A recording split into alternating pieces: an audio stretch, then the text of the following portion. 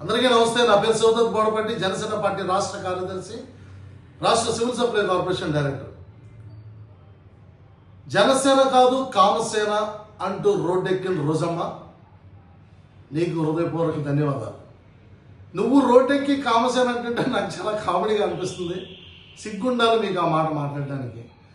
ఈ జగన్మోహన్ రెడ్డి ఒక ఎమ్మెల్యే, మాజీ ముఖ్యమంత్రి, అసలు నిజంగా ఈడు ముఖ్యమంత్రినా అన్నట్టు మాట్లాడుతూ ఉన్నాడు ఆయన. నిజంగా మీరు ఆలోచించాల్సింది ఏంటంటే, అరవ శ్రీధర్ గారి పైన ఆరోపణ చేసింది ఒక మహిళ. ఆ మహిళ ఆరోపణలు నిజ నిర్ధారణ చేయడానికి త్రిసభ్య కమిటీని పార్టీ నియమించింది. పవన్ కళ్యాణ్ గారు ఆల్రెడీ ఆ కమిటీని నియమించి పంపించారు. ఆ కమిటీ తన పని తను చేస్తూ ఉంది. ఆ విచారణ వచ్చిన తర్వాత పార్టీ యొక్క నిర్ణయాన్ని అధ్యక్షుల వారు ప్రకటిస్తారు. ఎందుకు మీరు తొందరపడతా ఉన్నారు? దేనికోసం? ఆ మహిళకి పెళ్ళైపోయి ఒక బాబున్నాడు, తన భర్త ఉన్నాడు. మరి వీళ్ళుండగా ఏం న్యాయం కోరుకుంటుంది వైసీపీ రోడ్డెక్కి? ఏం కావాలి? 25 కోట్ల. మీరు ప్లాన్ చేసిన ట్రాప్ జనాలకు తెలిసిపోయిందనా? మీరు ఏదైతే ట్రాప్ చేసి అరవ శ్రీధర్ గారిని ట్రాప్ చేశారో అది జనాలకు తెలిసిపోయిందా? ఈ వైసీపీ వాళ్ళు చేసిన కుట్రకి మళ్ళీ సెపరేట్గా మళ్ళీ వీడియో, నేను వైసీపీ వాళ్ళు ఎవరు నన్ను ప్రభావితం చేయలేదని మాట్లాడుతున్నప్పుడు వీడియో వచ్చింది.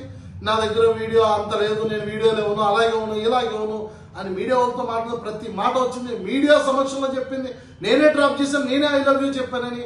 ఇవన్నీ చూస్తూ కూడా వైసీపీ వాళ్ళు రోడ్డెక్కి ఈ విధంగా ధర్నా చేస్తుంటే నిజంగా రోజమ్మ నిన్ను చూస్తుంటే నాకు ఎలా ఉందంటే, నిజంగా గతంలో వైసీపీలో గోరంట్ల మాధవ, అనంత బాబు, లేకపోతే మరికొంతమంది మీ వైసీపీ నేతలు, అంబటి రాంబాబు గారు అరగంట సుకన్య అన్నప్పుడు ఏమైపోయింది నీ పోరాట తత్వం? ఎక్కడికి వెళ్ళిపోయావు మా రోజమ్మ? ఈ రోజు రోడ్డెక్కేసావు. న్యాయం చేయండి, న్యాయం చేయండి, జనసేన కాదు కామసేన. అసలు నీ బుద్ధుందా? జనసేన పార్టీని అనే స్థాయి నీకు లేదు. నువ్వు రోడ్డు మీద ఉండేదానివి. నీ ప్రవర్తన జనాలకి తెలుసు. నీకు సిగ్గుండాలి మాట్లాడడానికి. జగన్మోహన్ రెడ్డి ఏం ప్యాకేజ్ ఇచ్చాడు నీకు? ఎందుకు అలా గించుకుంటున్నావు? జనసేన పార్టీ పట్ల కొంచెం ఆచి తూచి మాట్లాడడం నేర్చుకోండి. పవన్ కళ్యాణ్ గారు తప్పు చేయలే, జనసేన పార్టీ తప్పు చేయలే.